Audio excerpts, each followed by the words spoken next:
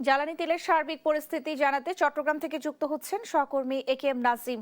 নাজিম, জ্বালানি তেল খালাস পাচারের সময় আটক সহ সার্বিক পরিস্থিতি নিয়ে কি তথ্য আছে আপনার কাছে জানাবেন।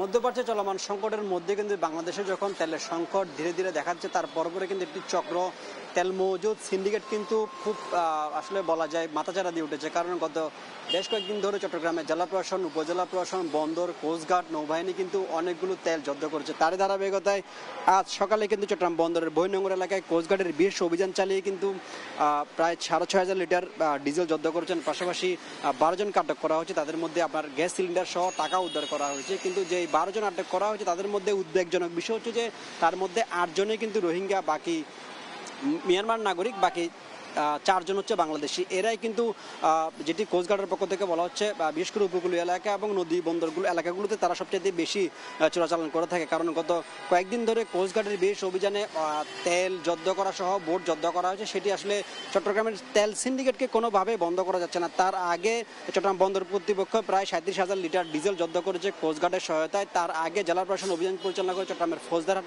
এলাকা থেকে 25,000 লিটার ডিজেল জব্দ করেছেন এবং একটি পাম্প জব্দ করা হয়েছে। তার আগেও কিন্তু জেলা প্রশাসন সহ অন্যান্য সংস্থাগুলো দ্রুত সময়ের মধ্যে বিভিন্ন অভিযান পরিচালনা করছে। চট্টগ্রামে ইতিমধ্যে যেটি জেলা প্রশাসনের পক্ষ থেকে বলা হয়েছে 30টির বেশি মামলা দেওয়া হয়েছে, প্রায় লক্ষাধিক লিটার ডিজেল অকটেন জব্দ করা হয়েছে। কিন্তু কোনোভাবেই আসলে তেলের যে সিন্ডিকেট সেটি নিয়ন্ত্রণ করা যাচ্ছে না। কারণ গতকালও সিঙ্গাপুর থেকে 27,000-এর বেশি টন নিয়ে একটি জাহাজ এসেছে এবং আজ সকালে কিন্তু বন্দরের বহির্নোঙরে মালয়েশিয়া থেকে চীনের পতাকাবাহী জাহাজ একটি জাহাজ এসেছে। সেটি আজকে রাতে অথবা আগামী সকালের মধ্যে বন্দর ডলফিন জেটিতে থাকবে, সেখান থেকে খালাস কার্যক্রম চালাবে। বিবিসি এবং বন্দর যেমনটি বলছেন, আসলে বন্দরের থেকে যে তেলের কার্যক্রম সেটি স্বাভাবিক রয়েছে। কারণ সরকার হরমুজ প্রণালী বন্ধ হওয়ার পরে বিভিন্ন উৎস থেকে তেল সংগ্রহ করার চেষ্টা করছেন। পাশাপাশি G2G যে চুক্তি বা সরকার টু সরকার যে চুক্তি সেই বিভিন্ন উৎস থেকে তেল সংগ্রহ করার চেষ্টা করলে কিন্তু দেশের বাজারে এক ধরনের সিন্ডিকেট যেটি মাথাচাড়া দিয়ে উঠেছে সেটি কোনোভাবেই রোধ করা যাচ্ছে না। কারণ চট্টগ্রাম নগর যতগুলো পেট্রোল পাম্প রয়েছে সবগুলো পেট্রোল পাম্পে